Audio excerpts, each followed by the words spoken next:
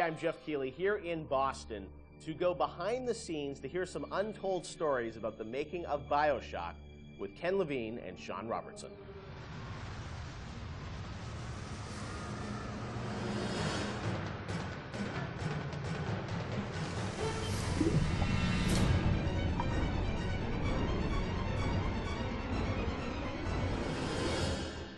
Let's talk a bit about the theme and setting of BioShock, Rapture. And I think a lot of people, when they played the game for the first time, Ken, they wondered, how did you even dream up this place? And I know you said publicly before that part of the reason you sort of, what led you to Rapture was this idea of fully simulating a place. Tell us about that sort of idea and the frustrations you had with other games where you sort of hit a bound. I think our philosophy was always to do what we were doing 100% rather than try to do something bigger and do it 50% or 40%. So one of the ideas of, and this sort of came from System Shock 2 as well, where you focus on an area that you can really bring to life and you kind of eliminate the questions of, well, why can't I go over the bridge to New Jersey? So we were able to really make a place, I think, that felt believable and real, even though in actuality it was really quite limited. But we just sort of dressed it with all these buildings outside that were all, basically glorified fakes. We let the story drive what we needed to show rather than some kind of like predetermined map which we set down, which is a little different than like System Shock 2, where we actually mapped a spaceship out deck by deck. Yeah. Because I don't know what the philosophy felt a little different there, because you want to feel like a real spaceship that was sort of stacked on top of each other. Rapture was free to sprawl across the ocean floor. Although you guys originally, Sean, were talking about doing this game on a sort of spaceship again, right? Yeah, when we first started talking about what the spiritual successor to System Shock 2 was going to be, Spaceship came up, but again, we wanted a limited environment, and we didn't necessarily want to do Spaceship again. And our first actual exploration of this space was underwater, but ultimately ended up looking like a spaceship. It just happened to have a couple of seaweed fronds outside. And that started to push us towards what artistic statement that we wanted to make this look different, and what rules we were going to set for the world. How at every turn we were going to try to remind the player that they were in fact underwater and that this wasn't a spaceship. And how, like, underwater, we obviously know you did underwater, then sitting in the sky, like where did you come with the idea of like doing this underwater? I think there was probably a conversation. It's like, well, what kind of places could be cut off from other places? Yeah. Like, well, spaceship, summer camp, any island notion, right? Something that's cut off from the rest of the world. Yeah. So you never felt like you should be able to go over that bridge to New Jersey. I don't want to apply some deep and meaningful conversation. I think it was one of those ideas that you just kind of say, and then everybody's, that sounds cool. Let's try that. Let's go for it. And I think it lended itself to having very nice views out the window without having to build an insane amount of unique assets. Right. By today's standards, we still were a small team back then. And there's an expectation that because you're underwater, the view distances are going to be short, so you can really kind of fade out into the fog at a short distance and not have the expectation that, why can't I see forever? So there's a lot of limitations in a good way that we put on ourselves by being underwater, as opposed to, like, if you're on a cruise ship, then you'd expect to see across the water, and we'd have to deal with that. Same thing with an island. Or in a city in the sky. Yeah, exactly. Which was a lot more complicated, yeah. So you came up with the idea of, let's do this underwater, let's do this sort of isolated place. Then you had to answer the question of, why would someone build this? Is that sort of how it worked, sort of order of operations? You then had to come up with a story to explain? Yeah, I think we wanted a very believable reason why they'd be there. Right. And sort of the necessary isolation of the place sort of led to, well, what kind of person would want to do this? And I wasn't even particularly aware of the sort of political implications of what I was reading, but I've been reading, I had read The Fountainhead. Right.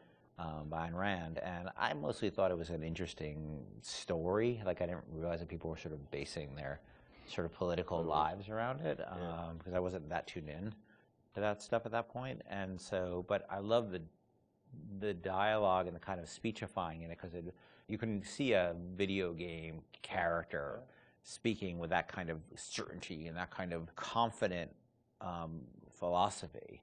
It just seemed like a natural kind of thing to apply to this place, and so it just sort of all came together as a sort of who is the guy who would do this? Well, that character He was sort of this amalgamation of characters from Ayn Rand's books and Ayn Rand herself. This sort of idealistic person who says, well, the only way to do this is to separate from the rest of the world. And that led to Andrew Ryan. I am Andrew Ryan, and I'm here to ask you a question. Is a man not entitled to the sweat of his brow? No, says the man in Washington, it belongs to the poor. No, says the man in the Vatican, it belongs to God. No, says the man in Moscow, it belongs to everyone. We knew from a technical standpoint that we wanted isolation. We also knew to sell it, we needed a compelling storyline, a backstory that why would this place exist? Otherwise, how are we going to make Rapture feel like it's lived in if we don't have the reason for it to be there?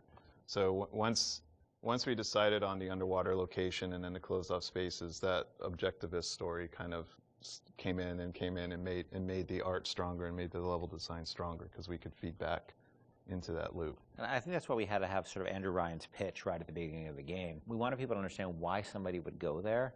And so he makes this very personal one-to-one pitch to the gamer, but also that was the pitch you make to people, which was, there's a place that you can be free of all these things, where you can not be sort of put upon by the government and not be afraid of nuclear war and not be afraid of all these other things that will plague you on the surface. We wanted that pitch to sort of resonate and make sense, because that's, otherwise by the time you got there you'd be like, well, this place is just fantasy, nobody would ever come here. And that the beauty of the place also was also tied into that. It had to be a very attractive proposition, or people who would believe that people would go leave their lives and go to the bottom of the ocean. I'm sure in some ways you had to convince the team and enroll them in your sort of vision of who this character was going to be and what the setting was going to be. How did that work, Sean? I mean, did Ken come in and say, hey, I've been reading these books, and I think we could sort of... I believe he just came in one day on a horse and said, Ayn Rand, everybody read The Fountainhead. Exactly. I bought 30 copies of it. Yeah, I think, here's a 2,000-page book or something. Yeah. Go read it. I mean, really, it was more organic. Like I said, we knew that we had this location, and you struggle to fill it with stories, and you struggle to find meaning of why does this place exist? What's my motivation? And as Ken started to explore Ayn Rand a little more and started talking to us about it, and we were having that conversation, and it's like, oh, this could totally work. Like, this is exciting. Like, this is something that really hasn't been done in a video game before. And if we had flipped it and come up with the idea first before the location, I don't think we would have really been that excited about it. But we had a location, and now we're trying to fill it with that story, and because of the order of operation there, you start to get excited, like, oh, I could totally make this work. This is going to really make it feel like a lived-in space. As you think of sort of the the setting, and you think of maybe a character or something, was there a moment that you think back, it's like, oh, like right then and there, like I got excited when you attached the Ayn Rand For me, stuff it was to it was going to Rockefeller Center and seeing the visual. Uh-huh. So I told this story before, but my wife and I were in New York, and we went to Rockefeller Center, which was, if you go to Rockefeller Center, it basically looks exactly like Rapture. It's because every building, you're sort of encircled. It's this block in New York, or a couple of blocks in New York, where Radio City Music Hall is, and where 30 Rockefeller Plazas, where you see that show 30 Rock, and the ice skating rink, and where they put the Christmas tree, and it's this very iconic location. But what's cool about it, it's all one, unlike the rest of the city. Everywhere you look, it's one architectural style. It's Art Deco, and it's very iconic Art Deco. And my wife and I were there, and we were sort of working on the game, and we didn't have a visual style. And all of a sudden, I started looking around, and I said, oh, this could be a visual for the game. Also, the geometry of it was actually quite conducive to making a video game, because it wasn't overly complicated geometry. Art Deco is quite bold and simple. Bold and geometric, and simple. And so my wife and I bought a couple of Taurus cameras before iPhone cameras, exactly. Throwaway cameras, yeah, throwaway cameras, those little Kodak things, and we just started photographing doorknobs and light fixtures, and sort of developed the photos. Remember that? Brought them in and said, come to the office, here's a stack of stuff, here's a Sean, stack of photos. I'll see you guys in a couple of years. Go make this. City where the artist would not fear the censor, where the scientist would not be bound by petty morality, where the great would not be constrained by the small. And with the sweat of your brow, Rapture can become your city as well. So you had kind of a theme, you came up with an art style, some of the iconic characters, and then, you really had to build the narrative around it. And you've talked about, a lot of the themes in the game and, greed, jealousy, sex, violence, all the things that sort of, drive us or what destroy us. And that was something I think that, as you thought about the story of the game, you wanted to, I'm sure, reflect some of those, right? Because I think people love the characters. It's sort of flawed in a way, and this is a world which is its own little microcosm, but had a lot of tension inside of it.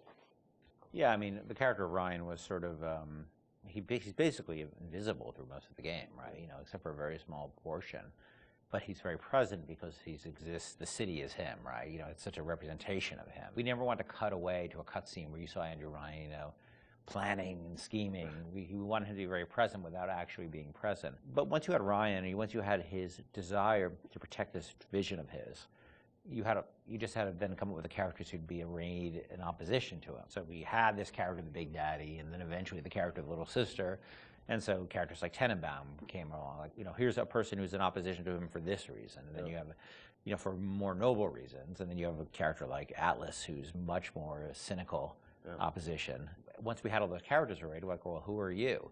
And, you ended up being a sort of, a pawn in the middle of all this opposition to Ryan. We just kept sort of homing in on that theme and making sure that you weren't, eventually figuring out that you couldn't just be here by an accident, that you're an integral part of this story, even though you don't know you're an integral part of this story. You think you're just there by happenstance.